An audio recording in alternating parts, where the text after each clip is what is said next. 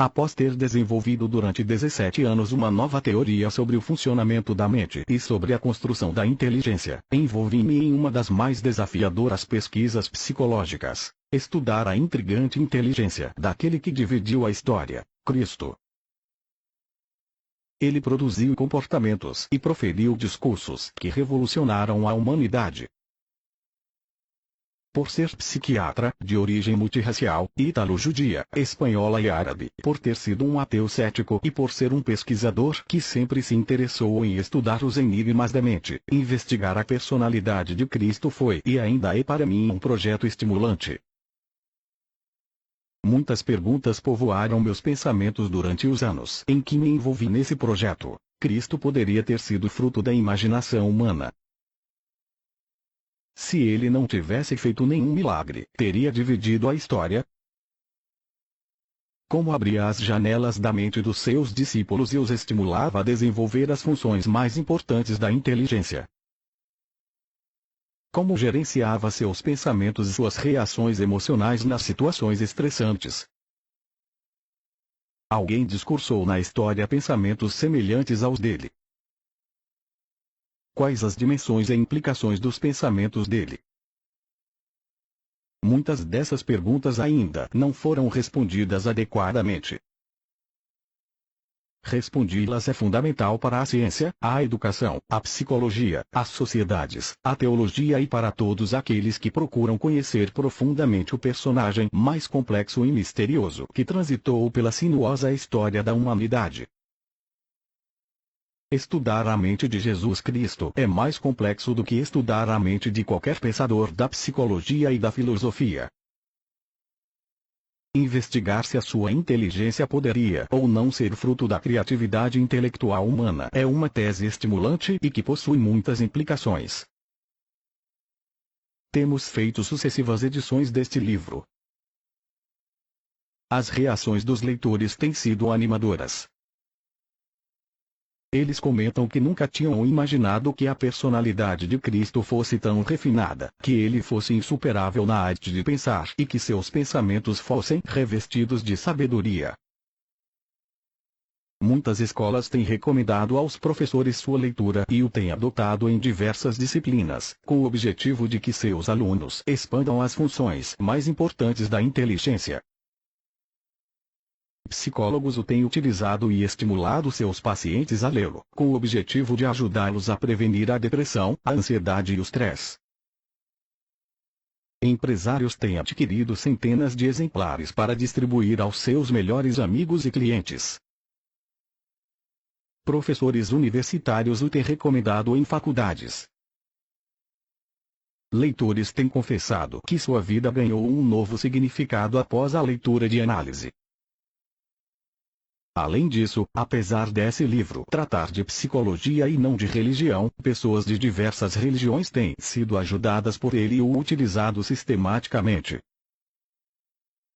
Todas essas reações não são méritos meus, mas do personagem central aqui estudado. Investigar a inteligência de Cristo realmente abre as janelas de nossas mentes, expande o prazer de viver e estimula a sabedoria. Augusto Jorge Cury. Brilhando na arte de pensar. A arte de pensar é a manifestação mais sublime da inteligência. Todos pensamos, mas nem todos desenvolvemos qualitativamente a arte de pensar. Por isso, frequentemente não expandimos as funções mais importantes da inteligência, tais como aprender a se interiorizar, a destilar sabedoria diante das dores, a trabalhar as perdas e frustrações com dignidade, a agregar ideias, a pensar com liberdade e consciência crítica, a romper as ditaduras intelectuais, a gerenciar com maturidade os pensamentos e emoções nos focos de tensão, a expandir a arte da contemplação do belo, a se doar sem a contrapartida do retorno, a se colocar no lugar do outro e considerar suas dores e necessidades psicossociais.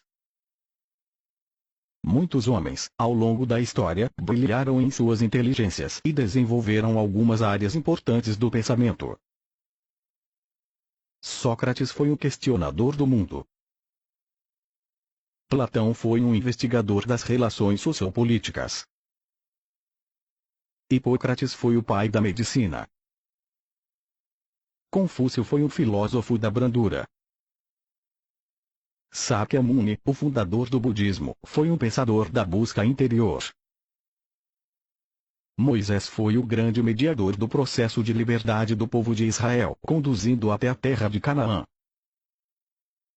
Maomé, em sua peregrinação profética, foi o unificador do povo árabe, um povo que estava dividido e sem identidade. Há muitos outros homens que brilharam na inteligência, tais como Tomás de Aquino, Agostinho, Hume, Bacon, Spinoza, Kant, Descartes, Galileu, Voltaire, Rousseau, Shakespeare, Hegel, Marx, Newton, Maxwell, Gandhi, Freud, Habermas, Heidegger, Kurt Lewin, Einstein, Victor Frankl, etc. A temporalidade da vida humana é muito curta. Em poucos anos encerramos o espetáculo da existência. Infelizmente, poucos investem em sabedoria nesse breve espetáculo, por isso não se interiorizam, não se repensam. Se compararmos a lista dos homens que brilharam em suas inteligências e investiram em sabedoria ao contingente de nossa espécie, ela se torna muito pequena. Independente de qualquer julgamento que possamos fazer desses homens, o fato é que eles expandiram o mundo das ideias no campo científico, cultural, filosófico e espiritual. Alguns não se preocuparam com a notoriedade social, preferiram o anonimato, não se importaram em divulgar suas ideias e escrever seus nomes nos anais da história. Porém, suas ideias não puderam ser sepultadas. Elas germinaram como sementes na mente dos homens e enriqueceram a história da humanidade. Estudar a inteligência deles pode nos ajudar muito a expandir nossas próprias inteligências. Houve um homem que viveu há muitos séculos e que não apenas brilhou em sua inteligência, mas teve uma personalidade intrigante, misteriosa e fascinante. Ele conquistou uma fama indescritível. O mundo comemora seu nascimento. Todavia, em detrimento de sua enorme fama, algumas áreas fundamentais da sua inteligência são pouco conhecidas. Ele destilava sabedoria diante das suas dores e era íntimo da arte de pensar. Esse homem foi Jesus Cristo. A história de Cristo teve particularidades em toda a sua trajetória, do seu nascimento à sua morte. Ele abalou os alicerces da história humana por intermédio da sua própria história. Seu viver e seus pensamentos atravessaram gerações, varreram os séculos, embora ele nunca tenha procurado status social e político. Ele não cresceu debaixo da cultura clássica da sua época. Quando abriu a boca, produziu pensamentos de inconfundível complexidade. Tinha pouco mais de 30 anos de idade, mas perturbou profundamente a inteligência dos homens mais cultos de sua época. Os escribas e fariseus, que eram intérpretes e mestres da lei, que possuíam uma cultura milenar rica, ficaram chocados com seus pensamentos. Sua vida sempre foi árida, sem nenhum privilégio econômico e social. Conheceu intimamente as dores da existência. Contudo, ao invés de se preocupar com as suas próprias dores e querer que o mundo gravitasse em torno das suas necessidades, ele se preocupava com as dores e necessidades alheias. O sistema político e religioso não foi tolerante com ele, mas ele foi tolerante e dócil com todos, mesmo com seus mais ardentes opositores. Cristo vivenciou sofrimentos e perseguições desde a sua infância. Foi incompreendido, rejeitado, zombado, cuspido no rosto. Foi ferido física e psicologicamente. Porém, apesar de tantas misérias e sofrimentos, não desenvolveu uma emoção agressiva e ansiosa. Pelo contrário, ele exalava tranquilidade diante das mais tensas situações e ainda tinha fôlego para discursar sobre o amor, no seu mais poético sentido. Muitos autores, ao longo dos séculos, abordaram Cristo de diferentes aspectos espirituais. sua divindade, seu propósito transcendental, seus atos sobrenaturais, seu reino celestial, sua ressurreição, a escatologia, doutrina das últimas coisas, etc. Quem quiser estudar esses aspectos de Cristo terá de procurar os textos desses autores, pois a análise da inteligência de Cristo investiga Cristo em outra perspectiva, sob um outro ângulo. Este livro realiza uma investigação talvez nunca realizada pela ciência da interpretação ou nunca produzida pela psicologia. Investiga sua singular personalidade. Analisa o funcionamento da sua surpreendente inteligência. Estuda sua arte de pensar, os meandros da sua construção de pensamentos nos seus focos de tensão. A personalidade é constituída de muitos elementos. Em síntese, ela se constitui da construção de pensamentos, da transformação da energia emocional, do processo de formação da consciência existencial, quem sou, como estou, onde estou, da história inconsciente arquivada na memória, da carga genética. Aqui convencionarei que a inteligência é a manifestação da personalidade diante dos estímulos do mundo psíquico bem como dos ambientes e das circunstâncias em que uma pessoa vive. Todo ser humano possui uma inteligência, mas nem todos desenvolvem suas funções mais importantes. Durante quase 2 décadas em que tenho pesquisado o funcionamento da mente, a construção da inteligência e o processo de interpretação, posso afirmar com segurança que Cristo possui uma personalidade bastante complexa, muito difícil de ser investigada, interpretada e compreendida. Esta é uma das causas que inibiu a ciência de procurar investigar e compreender, ainda que minimamente, a sua inteligência. Analisar a inteligência de Cristo é um dos maiores desafios da ciência. Após ter desenvolvido os alicerces básicos de uma nova teoria sobre o funcionamento da mente, comecei a me envolver neste enorme e estimulante projeto, que é investigar a personalidade de Cristo. Foram anos de estudo, em que procurei, dentro das minhas limitações, fugir das respostas achistas e do explicacionismo científico superficial. Interpretar a história é uma das tarefas intelectuais mais complexas. É reconstruir a história, e não resgatá-la de maneira pura. Reconstruir os fatos, ambientes e circunstâncias do passado é um grande desafio. Se o leitor tentar resgatar as experiências mais marcantes da sua história, verificará que esse resgate frequentemente reduz a dimensão das dores e dos prazeres vividos no passado. Estudaremos este assunto. Todo resgate do passado está sujeito a limitações e imperfeições. Este livro, que é um exercício de interpretação psicológica da história, não foge à regra. Se interpretar a história é uma tarefa intelectual complexa e sinuosa, agora imagine como deve ser difícil investigar a inteligência de Cristo, os níveis de sua coerência intelectual, sua capacidade de gerenciar a construção de pensamentos, de transcender as ditaduras da inteligência, de superar as dores físicas e emocionais e de abrir as janelas da mente das pessoas que o envolviam. Cristo possuía uma personalidade difícil de ser estudada. Suas reações intelectuais e emocionais eram tão surpreendentes e incomuns que ultrapassam os limites da previsibilidade psicológica. Apesar das dificuldades, é possível viajarmos por algumas avenidas fundamentais do pensamento de Cristo e compreendermos algumas áreas importantes da sua inteligência. Um enigma para a ciência em diversas áreas. Quem foi Jesus Cristo? Este livro, que pretende realizar uma análise psicológica da inteligência de Cristo, não pode responder plenamente quem ele foi.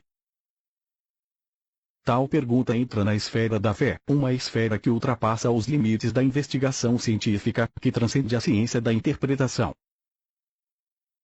A ciência se cala quando a fé se inicia.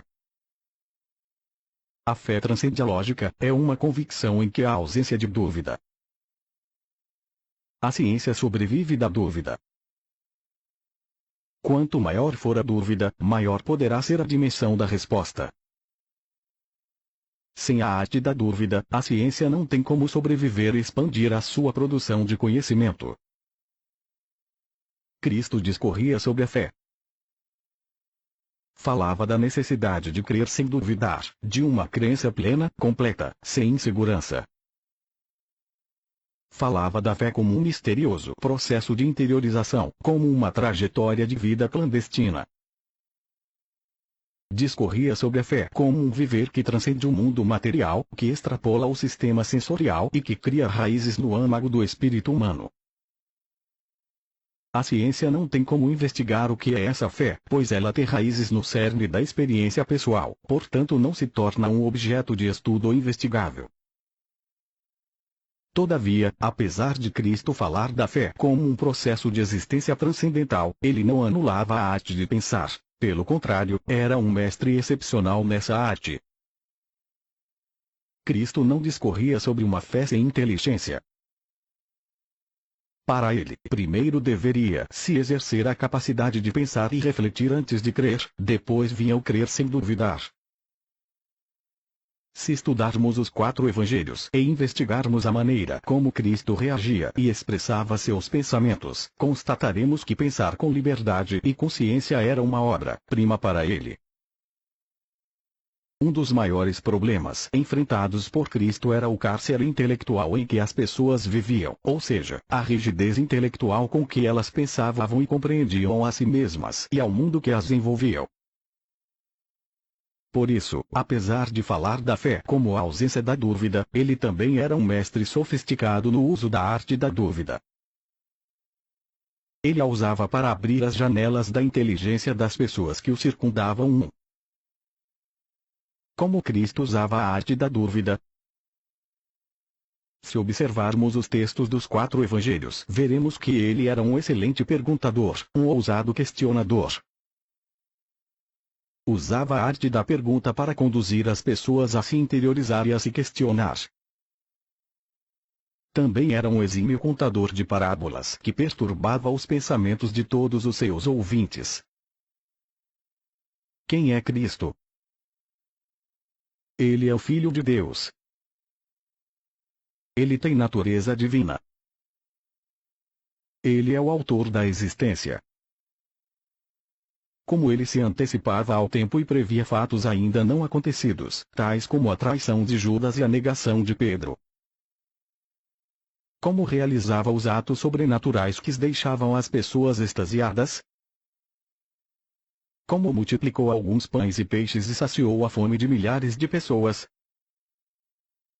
Ele multiplicou a matéria, moléculas ou usou qualquer outro fenômeno? A ciência não pode dar essas respostas sobre Cristo e nem outras tantas, pois essas perguntas entram na esfera da fé. Como disse, quando começa a fé, que é íntima e pessoal de cada ser humano, e que, portanto, deve ser respeitada, a ciência se cala. Cristo continuará, em muitas áreas, um grande enigma para a ciência. Se a ciência se atrever a entrar numa esfera que exclui fenômenos passíveis de investigação, ela facilmente entrará nos terrenos de um discurso achista, explicacionista. Porém, uma coisa não anula a outra, a ciência não anula o espírito humano, a experiência íntima. Talvez, um dia, a ciência, diante dos seus limites, venha a completar-se com fenômenos que ultrapassam os limites da lógica clássica. Todavia, esse é um assunto muito complexo e que facilmente emerge no cientificismo, o que compromete a argumentação coerente. Esses textos não tratam desse assunto, mas das áreas investigáveis de Cristo. Não é possível comentar a inteligência de Cristo em alguns capítulos. Sua arte de pensar é sofisticada demais para ser abordada em apenas um livro. Outras obras serão necessárias para abordá-la. Ao investigarmos a sua inteligência, talvez possamos responder algumas dessas importantes perguntas. Cristo sempre expressava com elegância e coerência a sua inteligência nas várias situações tensas e angustiantes que vivia. Teria ele dividido a história da humanidade se não tivesse realizado nenhum ato sobrenatural? porque suas palavras permanecem vivas até hoje, mexendo com centenas de milhões de pessoas de todas as línguas e todos os níveis sociais, econômicos e culturais. Porque homens que nunca o viram e nunca o tocaram disseram espantosamente, ao longo da história, que não apenas creram nele, mas que também o amaram, dentre os quais se incluem diversos pensadores, filósofos, cientistas. Realizaremos, nesses textos, uma viagem intelectual interessante ao investigarmos a vida de Cristo. E, ao contrário do que se possa pensar, ele gostava de ser investigado. Cristo apreciava ser analisado e indagado com inteligência. Ele era crítico das pessoas que o investigavam superficialmente. Em uma oportunidade, até mesmo provocou os escribas e fariseus a estudarem mais profundamente a respeito da identidade e da origem do Cristo 2. As 4 biografias de Cristo. Ele foi um personagem real ou imaginário? Cristo tem 4 biografias que são chamadas de evangelhos: o Evangelho de Mateus, de Marcos, de Lucas e de João. Marcos e Lucas não pertenciam aos 12 discípulos. Eles escreveram sobre Cristo baseados no processo de investigação de pessoas que conviveram intimamente com ele. As biografias de Cristo não são biografias no sentido clássico, como as que conhecemos hoje. Porém, como os evangelhos retratam a sua história, podemos dizer que eles representam a sua biografia. Todo cientista é um indagador inveterado, um aventureiro nas trajetórias do desconhecido e um questionador de tudo que vê e ouve. Investigar com critério aquilo que se vê e ouve é respeitar a si mesmo e a sua própria inteligência. Se alguém não respeita a sua própria inteligência, não pode respeitar aquilo em que acredita. Não deveríamos aceitar nada sem antes realizar uma análise crítica dos fenômenos que observamos. Durante muitos anos, procurei estudar as biografias de Cristo. Por diversas vezes, me perguntava se Cristo realmente tinha existido. Questionava se ele não tinha sido uma invenção literária, fruto da imaginação humana. Esta é uma questão fundamental, e não devemos ter medo de investigá-la. Antes de estudarmos este ponto, deixe-me falar-lhes um pouco sobre o ateísmo. Aqueles que se dizem ateus têm como assuntos preferidos falar sobre Deus ou da ideia da negação de sua existência. Todo ser humano, não importa quem seja, ateu ou não, gosta de ter Deus na pauta das suas mais importantes ideias. A maioria dos ateus realmente não acreditava em Deus. Não. A maioria dos ateus fundamentou seu ateísmo não em um corpo de ideias profundo sobre a existência ou não de Deus. Seu ateísmo era resultado da indignação contra as injustiças, incoerências e discriminações sociopolíticas cometidas pela religiosidade reinante em determinada época. Quando todos pensavam que Voltaire, o afiado pensador do iluminismo francês, fosse um ateu, ele proclamava no final de sua vida: "Morro adorando a Deus, amando os meus amigos, não detestando meus inimigos, mas detestando a superstição." A maioria dos ateus possuía e possui um ateísmo social, um sócio-ateísmo, alicerçado na antirreligiosidade, e não numa produção de conhecimento inteligente, descontaminada de distorções intelectuais, de paixões ateístas e tendencialismos psicossociais sobre a existência ou não de Deus. Provavelmente, fui mais ateu que muitos daqueles que se consideravam grandes ateus, tais como Karl Marx, Friedrich Nietzsche e Jean-Paul Sartre. Por isso, pesquisava a inteligência de Cristo, indagando continuamente se ele era fruto da imaginação humana, da criatividade literária, ou se realmente tinha existido. Como pesquisador da inteligência, fui investigar dentro do campo da minha especialidade, ou seja, dentro do campo da construção dos pensamentos descritos nas 4 biografias de Cristo. Pesquisei a lógica, limites e alcance de sua inteligência. Há até hoje mais de 5.000 manuscritos do Novo Testamento, o que o torna o mais bem documentado dos escritos antigos. Muitas cópias pertencem a uma data próxima dos originais. Há aproximadamente 75 fragmentos datados desde 135 DC até o século VIII. Todos esses dados, acrescidos ao trabalho intelectual produzido pelos estudiosos da paleografia, arqueologia e crítica textual, nos asseguram de que possuímos um texto fidedigno do Novo Testamento, que contém as 4 biografias de Cristo, os 4 evangelhos. Os fundamentos arqueológicos e paleográficos podem ser úteis para nos dar um texto fidedigno, mas não analisam o próprio texto. Logo, são insuficientes para resolver a dúvida se Cristo foi real ou fruto da criatividade intelectual humana. São restritos para fornecer dados para uma análise psicológica ampla sobre os pensamentos de Cristo e sobre as intenções dos autores originais dos evangelhos. Para analisar esses textos, é necessário imergir no próprio texto e interpretá-lo multifocalmente e isento, tanto quanto possível, de paixões e tendências. Foi o que procurei fazer. Penetrei nas 4 biografias de Cristo e procurei pesquisar até aquilo que estava nas entrelinhas desses textos, tanto os mais diversos níveis de coerência intelectual contidos neles como as intenções conscientes e inconscientes dos autores dos 4 evangelhos. Usei várias versões para isso. Procurei também pesquisar cada ideia, cada reação, cada momento de silêncio e cada pensamento que Cristo produzia nas várias situações que vivia, principalmente em seus focos de tensão. Eu precisava saber se estava analisando a inteligência de uma pessoa real ou imaginária. O resultado dessa investigação é muito importante.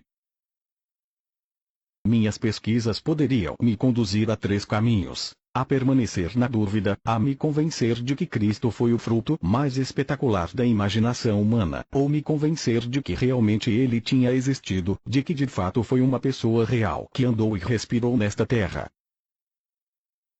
Cheguei a uma conclusão que passarei a demonstrar e defender como se fosse uma tese nos próximos textos.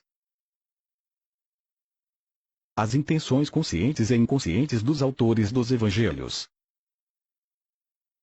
Se estudarmos as intenções conscientes e inconscientes dos autores dos evangelhos, constataremos que eles não tinham a intenção de fundar uma filosofia de vida, de promover um herói político, de construir um líder religioso, nem um homem diante do qual o mundo deveria se curvar. Eles queriam apenas descrever uma pessoa em comum que mudou completamente a vida deles. Queriam registrar fatos, mesmo que incompreensíveis e estranhos aos leitores, que Cristo viveu, discursou e expressou. Se estudarmos os meandros dos pensamentos descritos nos evangelhos, constataremos que há diversos fatores que evidenciam que Cristo tinha uma personalidade inusitada, distinta, ímpar, imprevisível. 2 dos autores dos evangelhos eram discípulos íntimos de Cristo, Mateus e João. O Evangelho de Marcos foi escrito baseado provavelmente nos relatos de Pedro. Marcos era tão íntimo de Pedro que foi considerado como um filho para ele. 3. Então, concluímos que 3 desses autores tiveram uma relação estreita com o personagem Cristo. Cristo era real ou fruto da imaginação desses autores? Vamos às evidências. Se os evangelhos fossem fruto da imaginação literária desses autores, eles não falariam mal de si mesmos, não comentariam a atitude frágil e vexatória que tiveram ao se dispersar quando Cristo foi preso. Quando Cristo se entregou aos seus opositores e deixou sua eloquência e seus atos sobrenaturais de lado, os discípulos ficaram frágeis e confusos. Naquele momento, tiveram vergonha dele e sentiram medo. Naquela situação estressante, as janelas de suas mentes foram fechadas e eles o abandonaram. Pedro jurou que não negaria a Cristo. Amava tanto esse mestre que disse que se possível morreria com ele. Porém, Pedro, numa situação delicada, o negou. E não apenas uma vez, mas 3 vezes, e ainda diante de pessoas sem qualquer poder político. Quem contou aos autores dos 4 evangelhos que Pedro negou a Cristo por 3 vezes para alguns servos? Quem contou a sua atitude vexatória se ninguém do seu círculo de amigos sabia que ele o havia negado?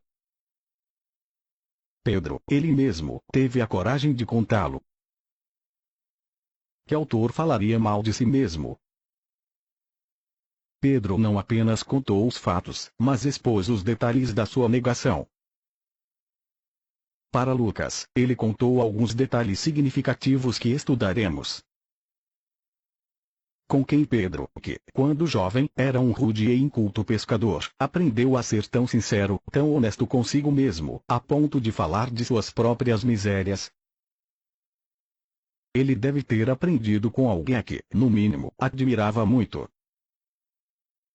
Alguém que tivesse características tão complexas na sua inteligência que fosse capaz de ensinar a Pedro a se interiorizar e a reciclar profundamente os seus valores existenciais.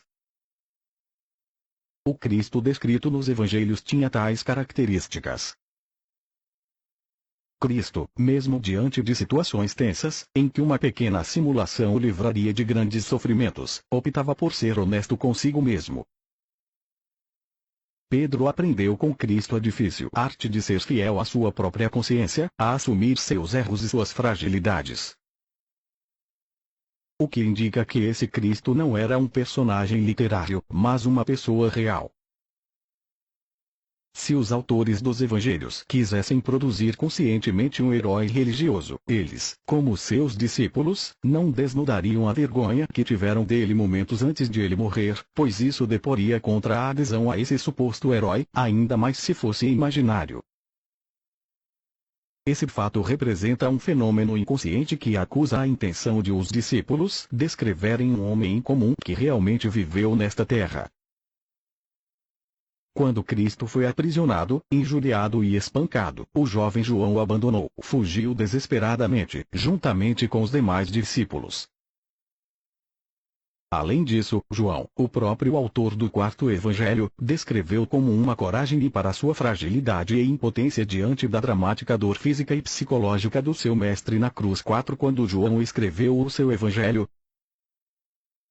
quando estava velho, cerca de 90 DC, mais de meio século depois que esse fato ocorreu. Todos os apóstolos provavelmente já tinham morrido. Nessa época, alguns estavam abandonando as linhas básicas do ensinamento de Cristo, então João, na sua velhice, descreveu tudo aquilo que tinha visto e ouvido. O que se espera de uma pessoa muito idosa, que está no fim da sua vida? Que ela não tenha mais nenhuma necessidade de simular, omitir ou mentir sobre os fatos que viu e viveu. O velho João não se escondeu atrás de suas palavras. Ele não apenas discorreu sobre uma pessoa, Cristo, que marcou profundamente sua história de vida, mas em sua descrição também não se esqueceu de abordar a sua própria fragilidade. Isto é incomum na literatura. Só tem lógica um autor expor suas mazelas desse modo, se ele desejar retratar a biografia real de um personagem que está acima delas. O homem tende a esconder suas fragilidades e seus erros, mas os biógrafos de Cristo aprenderam a ser fiéis à sua consciência. Aprenderam com Cristo a arte de destilar a sabedoria dos erros. Ao estudar as biografias de Cristo, constatamos que a intenção consciente e inconsciente dos seus autores era apenas expressar com fidelidade aquilo que viveram, mesmo que isso fosse totalmente estranho aos conceitos humanos. Se Cristo fosse fruto da imaginação dos seus biógrafos, eles não apenas teriam riscado os dramáticos momentos de hesitação que tiveram, mas também teriam riscado dos seus escritos a dramática angústia que o próprio Cristo passou na noite em que foi traído, no Getsemane. Um dia talvez escreva sobre esse momento ímpar e os fenômenos psicológicos envolvidos nesse ambiente.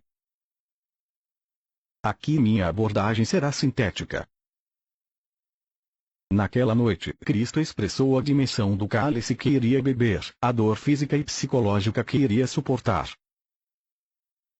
Se os autores dos evangelhos tivessem programado a criação de um personagem, teriam escondido a dor, o sofrimento de Cristo e o conteúdo das suas palavras. Teriam apenas comentado os seus momentos de glória, os seus milagres, a sua popularidade. A descrição da dor de Cristo é uma evidência de que ele não era uma criação literária. Não viveu um teatro, o que ele viveu foi relatado. Eles também não teriam silenciado a Cristo quando ele estava diante do julgamento dos principais sacerdotes e políticos. Pelo contrário, teriam colocado respostas brilhantes em sua boca. Cristo falou palavras sábias e eloquentes que deixavam até as pessoas mais rígidas pasmadas. Porém, quando Pilatos, intrigado, o interrogava, ele se calou. No momento em que Cristo mais precisava de argumentos, ele preferiu se calar. Com a sua inteligência, poderia se safar do julgamento. Todavia, sabia que aquele julgamento era parcial e injusto. Ele emudeceu, e em nenhum momento procurou se defender daquilo que havia feito e falado em público. Cristo apenas se entregou aos seus opositores e deixou que eles julgassem as suas palavras e comportamentos. Ele foi julgado, humilhado e morreu de forma injusta, e os seus biógrafos descreveram isto. Cristo não poderia ter sido fruto da criatividade intelectual de algum autor. Por um lado, há muitos fatos psicológicos que demonstrarão claramente que os autores dos evangelhos não tinham a intenção consciente e inconsciente de criar literariamente um personagem como Cristo foi. Por outro lado, precisamos investigar se a mente humana tem capacidade de criar uma personalidade como a dele. Vejamos. Cristo não se comportava nem como herói nem como anti-herói. Sua inteligência era ímpar. Seus comportamentos fugiam aos padrões do intelecto humano. Quando todos esperavam que falasse, ele silenciava. Quando todos esperavam que tirasse proveito dos atos sobrenaturais que praticava, pedia para que as pessoas ajudadas por ele não contassem a ninguém o que havia feito. Ele evitava qualquer tipo de ostentação. Que autor poderia imaginar um personagem tão intrigante como esse? Na noite em que foi traído, facilitou sua prisão, pois levou consigo apenas 3 dos seus discípulos. Não quis que a multidão que sempre o acompanhava estivesse presente naquele momento. Mesmo com a presença de alguns discípulos, já houve alguma agressividade naquela situação, pois Pedro feriu um dos soldados. Não queria derramar sangue ou causar qualquer tipo de violência. Ele estava preocupado tanto com a segurança das pessoas que o seguiam como com a dos seus opositores, daqueles que o prenderam 5. É incomum e muito estranho uma pessoa se preocupar com o bem-estar dos seus opositores. Ele previu a sua morte por algumas vezes e facilitou sua prisão. O mundo dobrou-se aos seus pés não pela inteligência dos autores dos 4 evangelhos, pois neles não há intenção de produzir um texto com grande estilo literário. O mundo o reconheceu porque seus pensamentos e atitudes eram tão eloquentes que falavam por si só, não precisavam de arranjos literários dos seus biógrafos. O que chama a atenção nas biografias de Cristo são seus comportamentos incomuns, seus gestos que extrapolam os conceitos, sua capacidade de considerar a dor de cada ser humano mesmo diante da sua própria dor. Estudaremos que suas ideias eram tão surpreendentes que não têm precedente histórico. Até os seus momentos de silêncio tinham grande significado. Creio que diversas passagens, expressas em suas 4 biografias, possuem tantos segredos intelectuais que muitas não foram compreendidas nem pelos seus próprios autores na época em que as escreveram. As reações de Cristo realmente contrapõem-se aos nossos conceitos, estereótipos e paradigmas, modelos de compreensão e padrões de reação.